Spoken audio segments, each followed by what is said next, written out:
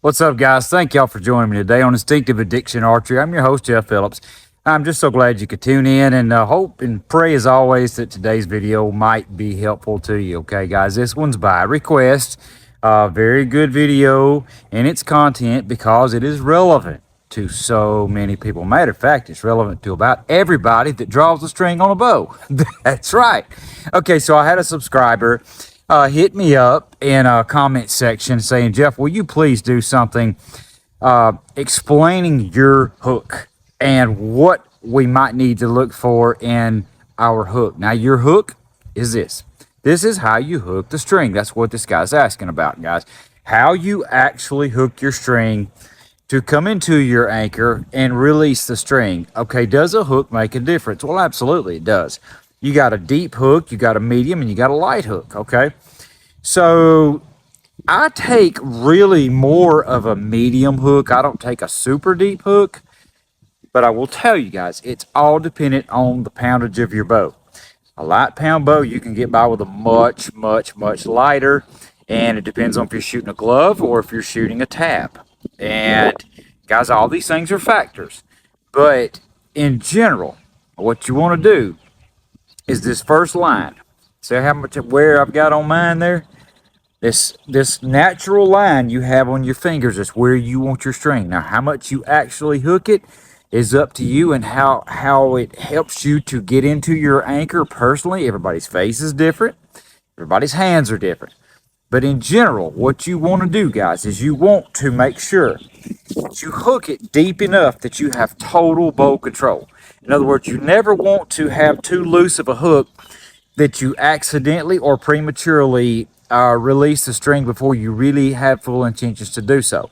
Now, guys, I always put my thumb down. I typically do where it kind of goes down out of the way where I can get in close to my face. In other words, my typical anchor is a good hook, a good solid, not a crazy hook, but a little more than halfway. If you can see, guys, it's a little more than what we call like a half hook. This is a little more tension, and then I've got total bow control. I do. And as I come in and bring my elbow up, and I come in and I've got it hooked, then I can pull through my shot. I can expand with my back tension through that shot. So I brought the Oberon Longbow out here to demonstrate this because it's a really good bow to demonstrate a hook. Longbows are really easy to do that with. So I'll shoot a couple of arrows, try to help explain what differences does it make, what type of hook that you actually use. Let's do it.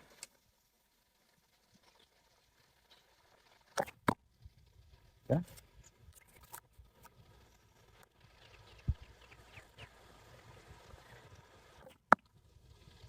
And they're touching. Okay, same spot, right there. I only hooked it a little more than halfway till I could come in and I could actually feel it. I have a definite anchor point in my face now. I have under my cheekbone. I'll take this bear shaft just to pull it and show you guys what I mean. When I draw, I come in and I've got this finger right under my cheekbone, okay? And my elbow comes up. I cant the bow. I come in and I'm pulling right here. Pulling right here. And having a fairly deep hook gives me total bow control. In other words, that string is not coming off my fingers until I start to expand. And once I start expanding, it naturally, see how when I roll around, bringing my shoulder blades together, it naturally will let the string come off the fingers. It does. It just comes off when it's ready. It's almost a surprise, but yet you're in control of when you're expanding to let that happen. So that's what you want to do. Now, if I took a super light hook, a very, very light hook, I mean, really, really light, that's good and it's fine if I'm not really digging in. But you got to be careful because too light of a hook, you can release premature when you're not really wanting to. It can happen. And if you have too deep of a hook, and I mean an entirely too deep hook like this, you have to really let that string get around off your fingers. It's kind of a tough situation to get a clean release when you hook too deep. So guys, I'm saying a little more than halfway. In other words, if you make your fingers like an L shape and you just stiffen them, all you're doing is stiffening them. When I grab my string and I lock mine in, I put this little bit of tension on them. I put this little tension, and I'm locked. My thumb's down. It's locked. This is like a hook, like a mannequin's hand. I mean it. My fingers are locked. My thumb's locked. It is rock solid. It is like a mechanical steel hook. It's almost like a release aid. My hand becomes a release. I hook it on the string, and all I'm doing then is pulling in and shooting, just like that. It's just that easy. Okay, so I'll shoot another bear shaft here and show you.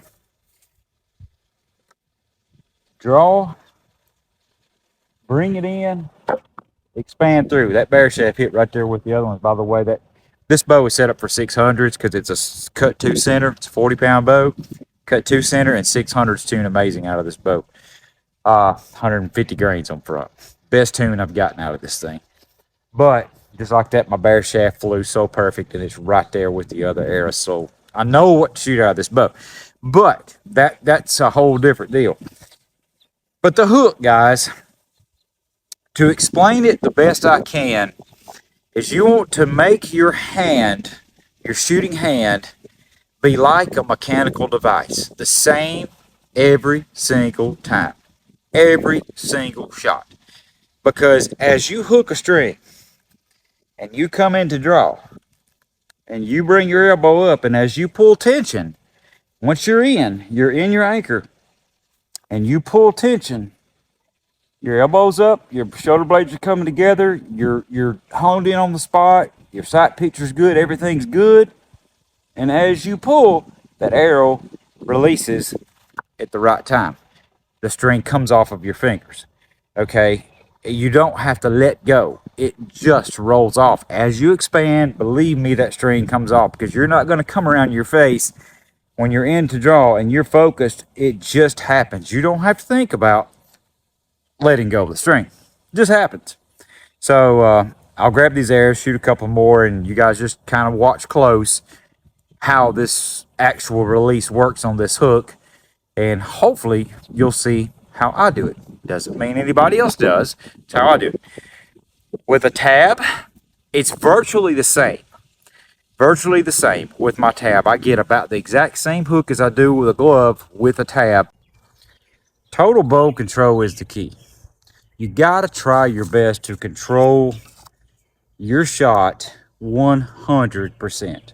You got to. I mean, you got to, when you grip the string, however tight you want to come in with your hook, you got to have it enough that you can really have total control of that bow. I mean, total control. Too loose of a hook, I think you're going to have a surprise release at some point in time. Too deep, you're going to try to pull the arrow, especially if you're shooting split finger, you're going to try to pull your arrow off the string and everything else. So, you know, I shoot 3 under now. That never happens with me, ever. I have nothing to influence that arrow to come off my shelf. But as I expand, I get a very clean release.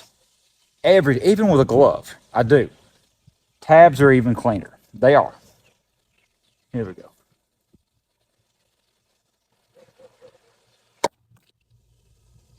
Boom. Just like that. Just like that.